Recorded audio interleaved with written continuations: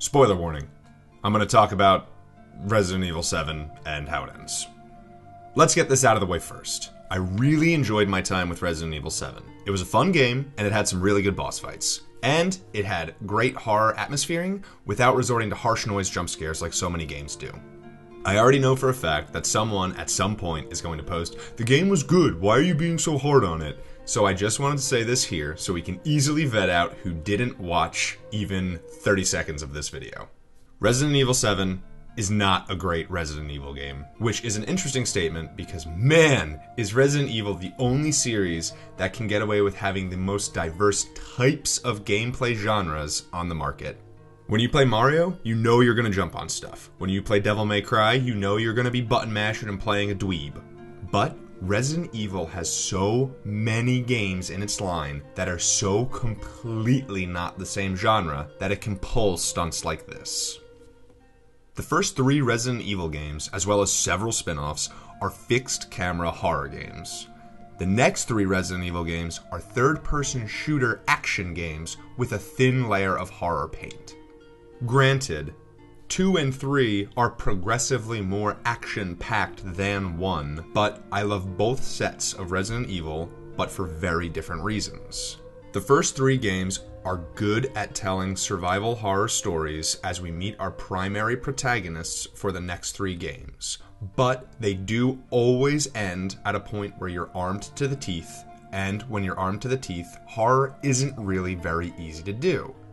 The next 3 games are amazingly fun shooting games that show how desensitized these characters have become as they enter into the realm of action hero status. And that's not just because they get better guns, it's just because of how the games are presented. All of the games are great fun in their own way. Yes, that means 5 and 6 too. I played them exclusively co-op, and darn did I really enjoy my time with them.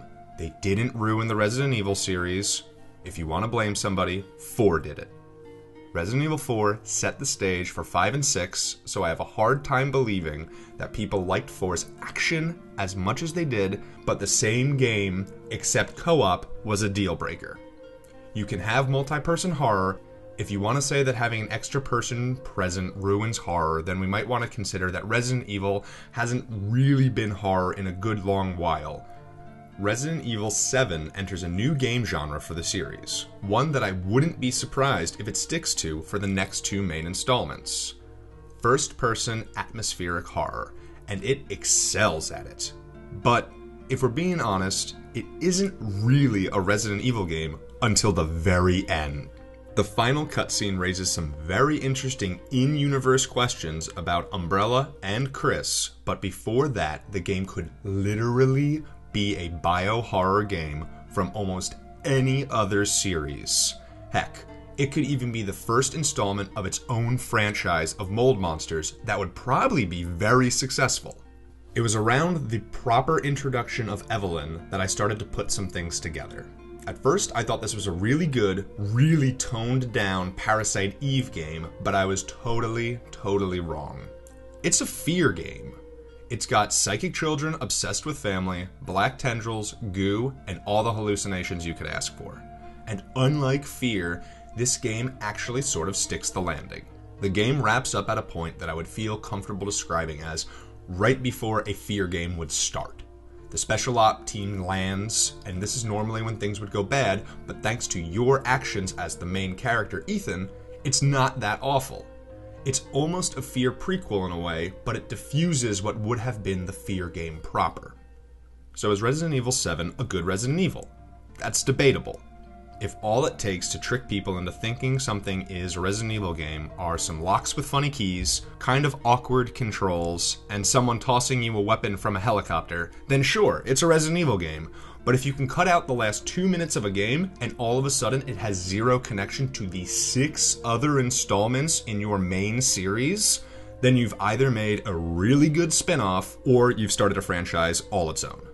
I could easily be convinced that this game could be a Silent Hill game if there was a little bit more on-the-nose self-agonizing, or it could be a slow-paced F.E.A.R game if you put Evelyn in a red dress and cut out the last 2 minutes of the game.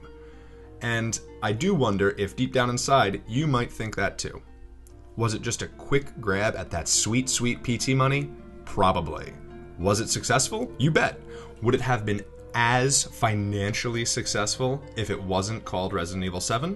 Probably not. At the end of the day, this whole video is pointless.